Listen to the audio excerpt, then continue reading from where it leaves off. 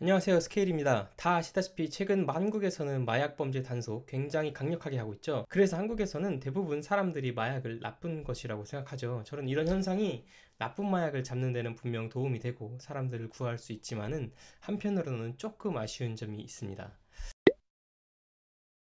조선 후기 약 150년 전에 있었던 일과 비슷하다고 생각을 하는데요.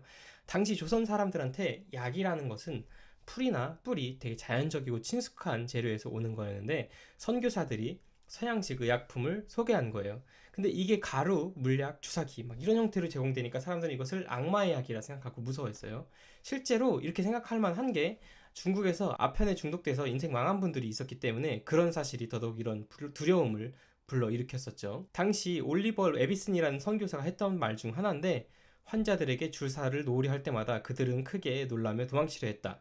그들은 주사 바늘이 몸에 독을 주입한다고 생각했고 이로 인해 병에 걸리거나 죽게 될 것이라 두려워했다. 지금 생각하면 조금 어이가 없죠. 물론 두려워할 수는 있겠지만 주사기 안에는 마취제도 있고 항생제도 있고 백신도 있고 되게 다양한 게 들어갈 수 있는데 당시 조선 사람들은 이것에 대해서 잘 모르니까 무지하고 두려우니까 주사 바늘 자체를 두려워했던 거죠. 저는 지금 이런 현상이 지금 한국에서 2025년도에도 일어나고 있고 두려움과 무지 때문에 진짜 나쁜 마약과 약으로 쓸 수 있는 마약을 구분하고 있지 못하고 보고 있어요. 약에도 종류가 되게 많듯이 마약으로 분류된 것에도 종류가 굉장히 많습니다. 자, 이건 되게 유명한 그래프인데 향정신성 약물들을 독성과 중독성으로 나눈 거거든요. 가로축은 독성으로서 몇 배를 먹으면 죽는 건지를 나타내고요. 1이 되면 죽는 건데 담배와 알코올이 여기 있는데 알코올이 0.1이다 하면은 1이 되려면 10배를 곱해야 되잖아요. 그래서 여러분이 보통 먹는 주량의 10배를 먹는 죽는다 이런 겁니다. 일종의 독성을 의미하죠.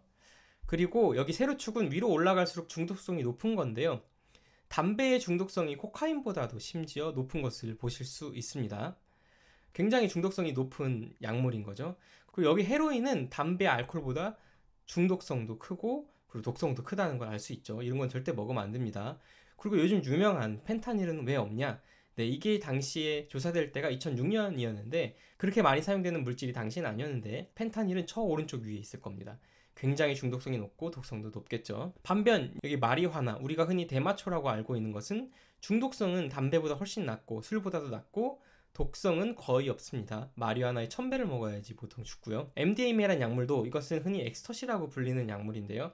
담배나 알코올보다도 중독성이 훨씬 낮은 것을 볼 수 있습니다. 그리고 마지막으로 왼쪽 아래에 보시면은 LSD와 실로시빈이라고 있는데요. 이것들은 의존도와 독성 아주 낮죠.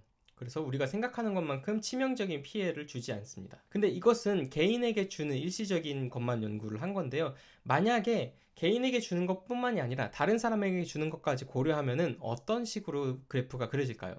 자, 이것은 영국의 데이비드 너트라고 영국의 유명한 신경생리학자가 란시이라고 정말 오래되고 유명한 저널에다가 투고한 논문의 일부입니다. 그래서 인용도 굉장히 많이 된 것을 볼 수 있는데 이것은 이제 여러 전문가들의 의견을 모아서 개인에게 주는 피해와 남에게 주는 피해를 모두 모아서 한번 랭킹을 매겨본 거예요. 그래서 보시면은 알코올이 가장 높습니다. 놀랍게도 술이 1위입니다. 술은 개인에게 주는 독성은 적은데 다른 사람에게 주는 피해가 커서 그렇습니다. 술 먹으면 음주운전하기도 하고 술 먹고 막 싸우기도 하고 그러니까요. 그리고 나서 헤로인, 뭐 메스암페타민 이거는 필로폰이죠. 그리고 뭐 코카인, 그 다음에 이제 담배가 있고 그 다음에 이제 방금 말씀드린 대마초 같은 게 있고 저 밑에 LSD나 엑스터시, MDMA 같은 게 있는 것을 보실 수 있어요. 이것에 관한 다른 논문들도 있어요. 이것은 이제 독일의 2020년에 출간된 논문인데 이것은 독일 전문가들을 모아서 대상으로 비슷한 조사를 한 거예요. 보시면은 알코올이 기존 것보다 좀 줄어들었긴 했지만은 여전히 상위권에 있고요. 전반적인 경향성은 비슷한 것을 보실 수 있습니다. 메스암페타민, 히로인, 그리고 코카인 같은 것들이 위에 있고요. LSD는 상대적으로 밑에 있습니다. 그렇다면 독성과 의존성이 낮다고 해서 무조건 다 좋고 합법화를 다 그냥 무작정 풀자 이런 이야기인가 하면은 전 오히려 전면 합법화를 하면 안 된다는 입장입니다. 예를 들어 실로시빈이나 LSD와 같은 환각제는 사용자의 마음 상태와 주변 환경에 굉장히 영향을 많이 받는 약물인데요. 만약에 낯선 사람이 많은 환경에서 무분별하게 파티 약물로 사용 시 배트립, 학술용어로 챌린징 익스피리언스라고 하는데요. 이런 공포 경험을 할 수도 있습니다. 또한 대마의 경우 2025년에 발표된 연구에 따르면 캐나다에서 합법화 이후 대마와 관련된 조현병 신규 사례 비율이 약 3배 정도 증가했다는 상관관계를 보고하기도 했죠. 사실 생각해보면은 우리가 약을 탈 때 보통은 병원에 가서 처방전을 받고 약국에서 정해진 처방전이 있어야만 살 수 있잖아요. 또 해열제가 있더라도 열이 났을 때 써야지 다른 때 아무 때나 쓰면 안 되잖아요.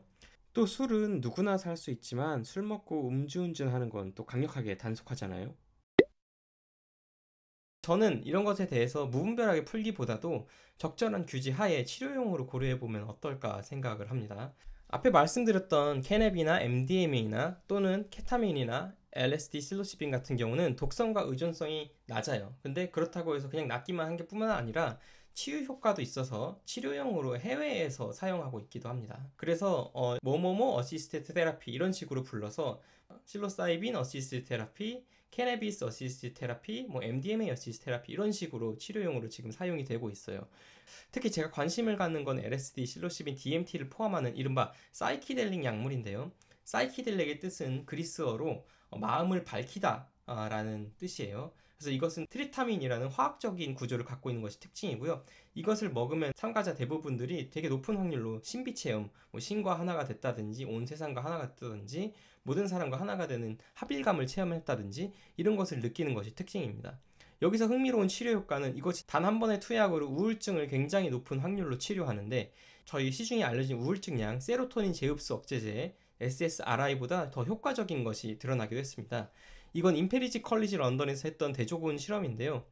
이것을 보시면은 QIDS SR16 스코어라고 해가지고 이게 어느 정도 우울증 스코어인데 이게 높을수록 더 우울증이 심한 건데 실로시빈을 한 2번밖에 안 먹은 사람들이 더 우울증이 더 많이 감소된 것을 확인하실 수 있죠. 개인적으로 저는 이에 대해서 마음을 바꾸는 방법이라는 책을 통해서 접했는데요.